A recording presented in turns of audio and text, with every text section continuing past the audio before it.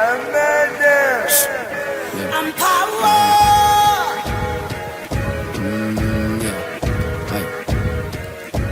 So we are at the GDC Africa Regional Forum, where we are reimagining the democratic promise, where we are also focusing on youth agency, digital resilience, and combating kleptocracy in Africa.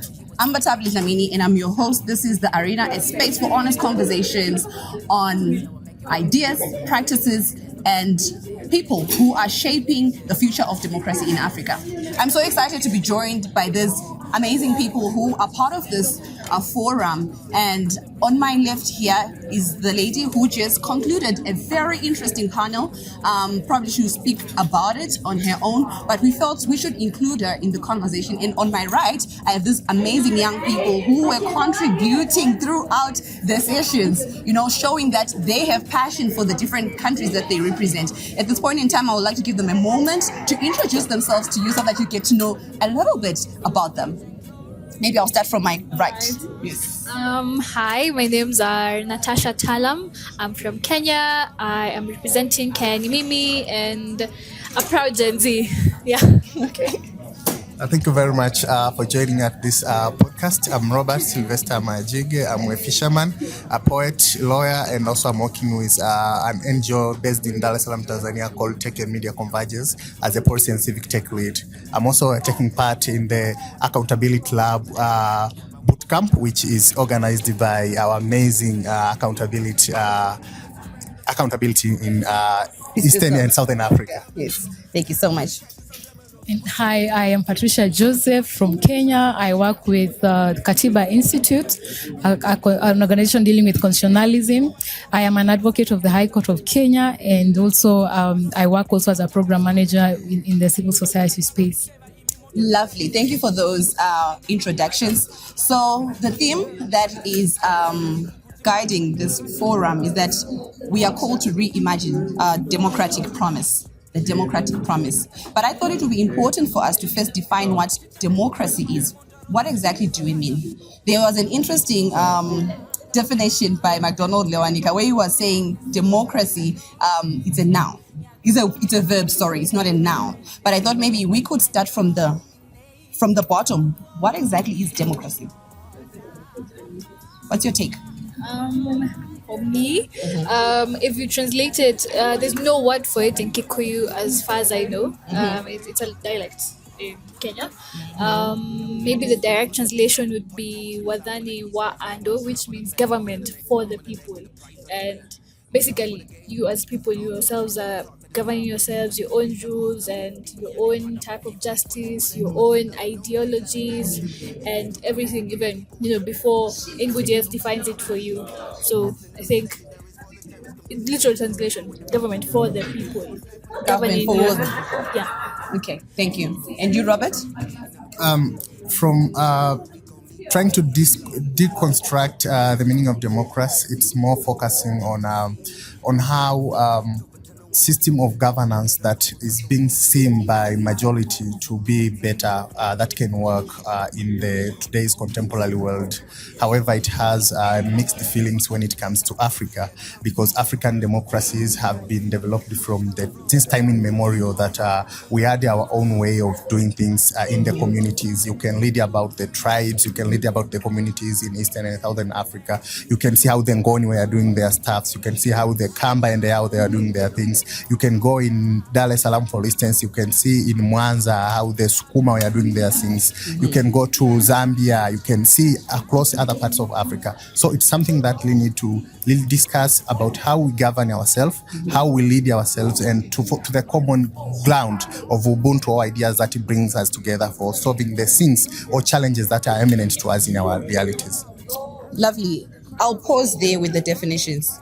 And I think we are in agreement that what they're saying, it makes sense. Unless if there's something that you want to weigh in.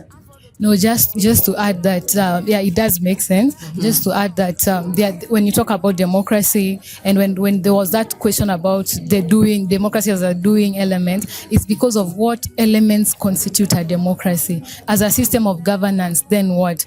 The people.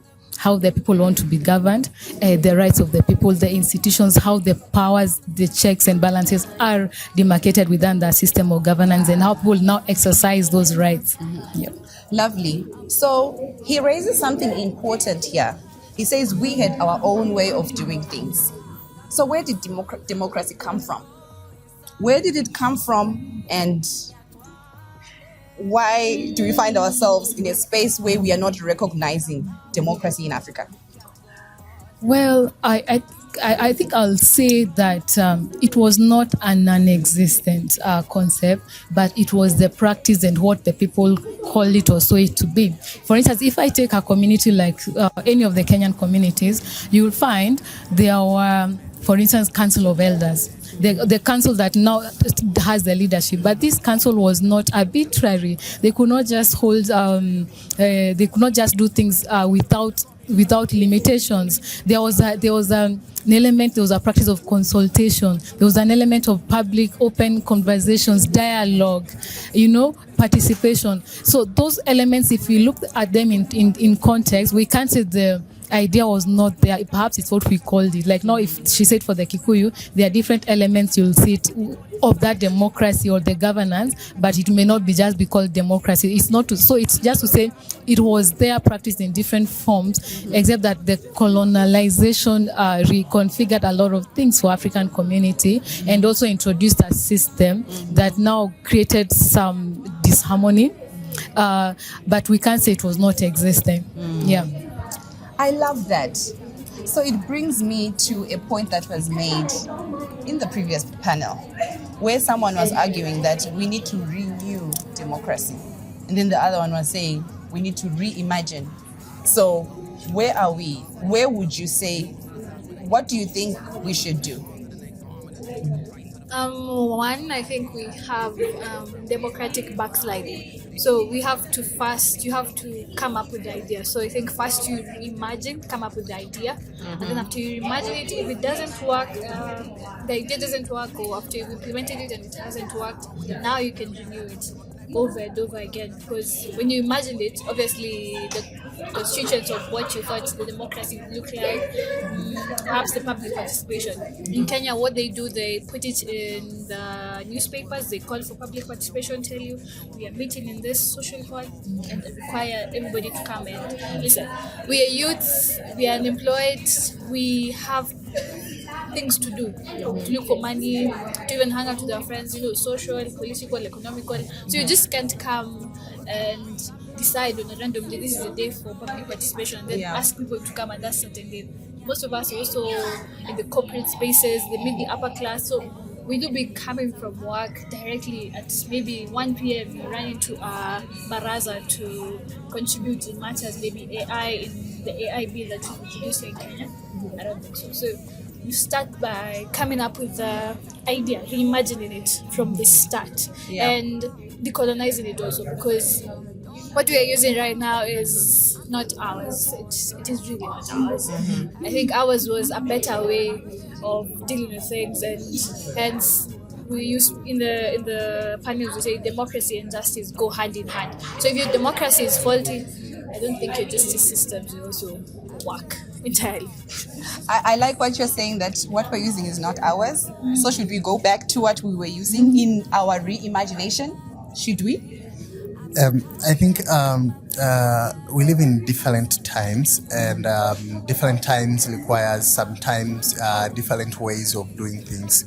And I think as much as we need to go back, we need also to reflect on where we are right now. So it's not just going back directly to where we used to be, but we can do some thoughts of combining these two, like the kind of democracy that we have now and the kind of democracy that we used to have. For instance, in our community, I'm coming from a fisherman's community, they had a system that they could agree even at some times of the year, like 2 or 3 months, they couldn't fish. They believed that that time was time for fish to grow, whatever. So I think when we do that, they had meetings. They could meet people. They could discuss their issues. I think these are things also we really need to discuss now. While we are reimagining the democracy that we want, while we are reimagining, for instance, the Africa that we want, while we are reimagining a lot of issues issues. We need to unpack these issues, and we need to look at the realities and trying to find what can be the feasible solution to these challenges or to those problems. We have built this institution for years, and now we are seeing it's just not only Africa. We are seeing it across the globe. There is a shrinking of democratic faith. We are seeing even the countries which were strong in advocating democracy are taking action which are undemocratic in nature, and they defend that for the matters like of national security.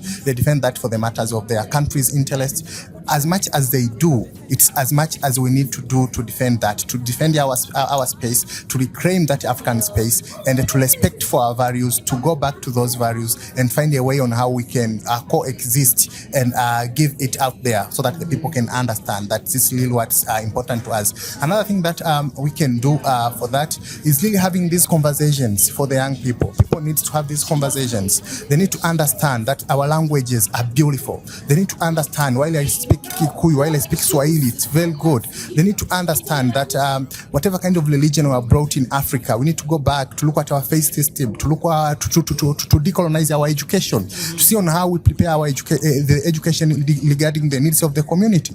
For instance, if it's a community for fishermen, then you can't teach those people how to farm, like they don't have land to farm. Teach them fishing. If it's a community with miners, mining, teach them how to do. So by doing that, we will be able to live and to coexist with this kind of environment, and to come with Africa that is more democratic and that's African looking to solving African problems. It is so refreshing to hear this coming from a young person, honestly. Yeah, that's why we're discussing. Absolutely. Saying the old and the new, probably they could meet halfway so that they, co-create as we are reimagining how democracy should look like. So probably building up on what they have said, there is a point that you made. You made reference to South Africa and Kenya. That probably when we think of democracy in Africa and some of the strides that have been taken by African countries, especially by young people, to try and reclaim democracy, case and points are usually South Africa and Kenya. Okay. Yeah. What is it that other African countries can learn from those two countries as we move forward? Okay, picking up from the conversation of my two colleagues here, first of all, when you say we are thinking about a renewal, a reimagining, and then of course also it's also an appreciation that we came from somewhere. There is a historical impact of, for instance, the colonization, how the societies were reconstructed, and then so here we are, and for us, and I think the similarity between Kenya and South Africa is even the constitutions. I think before South Africa coming from an apartheid system, the constitution sought to address those things, and you can see how even the rights are set out, the institutions are set out. Then even in Kenya, another similarity that comes is now the centrality of the people. When the constitution says this constitution, we give it to ourselves, and then Article 1 goes ahead and says, all sovereign power belongs to the people, and it shall be exercised in accordance with this constitution. So if we were to talk about reimagining, then imagine if that was actually done. It's actually translating that into practice, the centrality of the people. It means that if a public officer goes to the office today, he's thinking about the people. We elect a president today, whether or not I voted for him, but once you hold that office, you're under the constitution, you're serving the people. So it's the idea of translating those aspirations because we know them. And as what came from that the previous panel, that the constitution has also influence about how we view ourselves as a people. Now we will see it as mobilization tool, the people. We may not separate ourselves on ethnicity, but we will see ourselves as a people having similarities in terms of our needs, our rights, and our obligations. In that case, political mobilization will not happen because of ethnicity. but because of the issue. So when Gen Z can actually stand and say the youth, there is a mobilization based on the youth. When you talk about public resources, which is a big conversation right now, it's about democracy. We don't separate elections and how public money is used. That's why taxation is actually an issue of democracy. Now, coming back to even the other idea about, is it a foreign system or do we do away with it? The Constitution of Kenya actually allows us to use both the formal systems as we have, which is now the institutions we have set, parliament, judiciary, legislature, other institutions, and also use the community systems. Like now, talking about the justice system, for instance, there's an obligation to actually also apply alternative dispute resolution mechanism.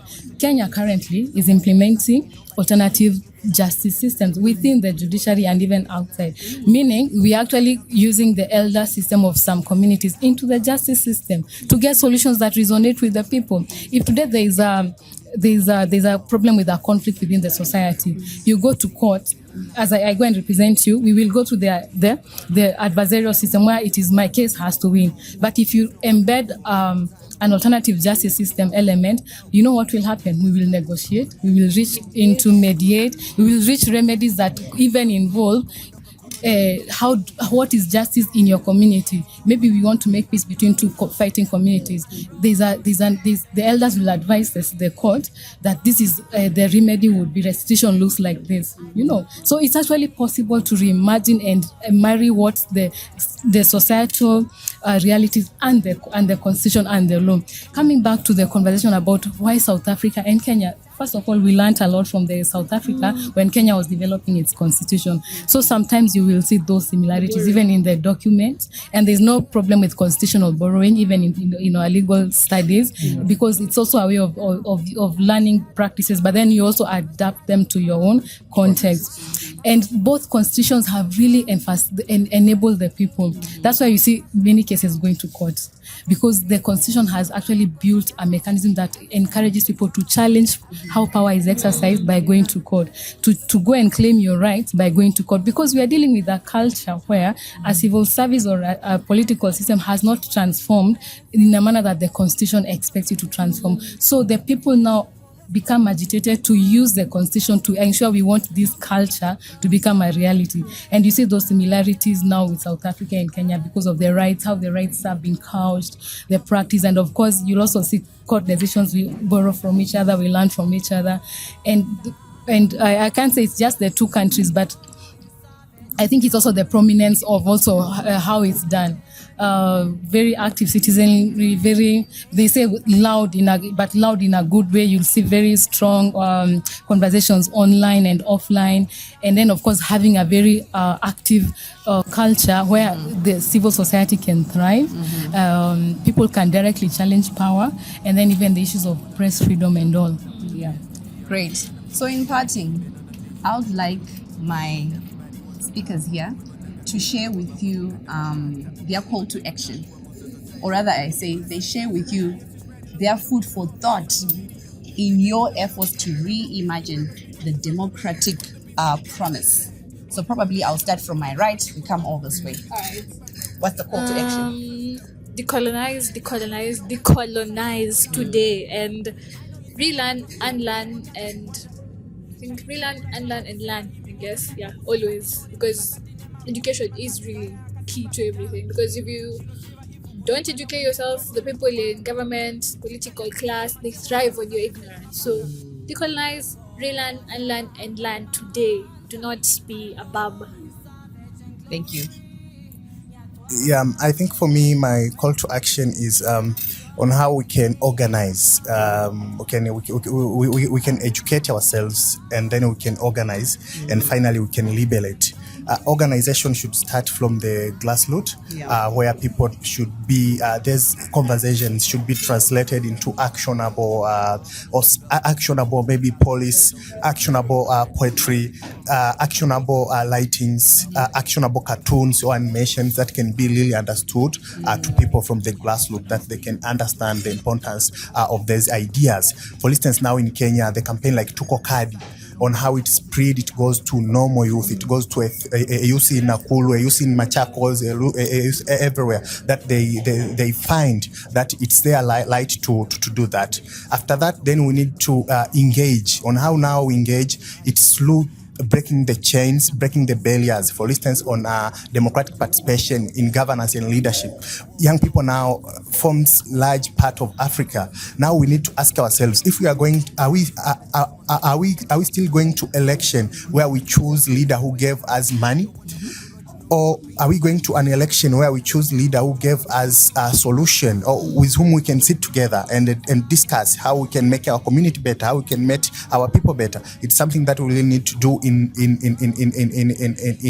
organizing. Then finally, if we do educate our people, we organize them, we can have the liberation where we can have now the system that work, we can have the system that is really accountable, and throughout the process, we will be able to recollect, we will be able to reimagine, or to have the democratic processes or democratic institutions that really reflects the will of the people, and that is very much acceptable throughout the process. In doing all this, I still join in the call that we need to decolonize while we do these things, so that to ensure we have something of our own and that reflect our current state in Africa. Thank you. Lovely. I want to start by saying is to remain civic consciousness as possible, and to remind ourselves we are the people. And what does this mean? That it's not just a generic term or just an exclamation, but it should be translated into practice. How do we do this? One, we have to actually claim that space, because one, the Constitution gives the spirit, but we have to claim what it promises us. When we talk about decolonizing, we inherited systems that are actually still working against us. That's why you will find, for instance, a civil service that does not see itself as serving the people, or a president who thinks it's okay to spend money without accountability, or to say to push for a law that says we are not going to protest, and secondly, we have to understand the systems. Even when we talk about decolonizing, we also have to understand the systems. Like, for instance, in our context currently, we know the systems that the Constitution has set for us, but the conversation is broader because there are also international dynamics.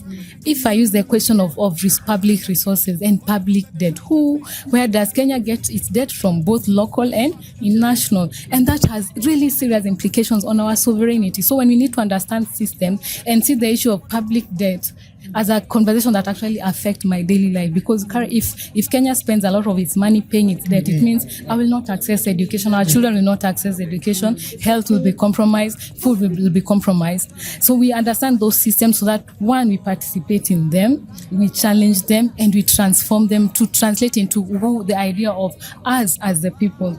And then finally, it is our role to shape the democracy narratives. There might be apathy in terms of why are we not getting where we want. It's not the problem of democracy. It's the problem of the systems we have to challenge until they transform. We have not reached the transformation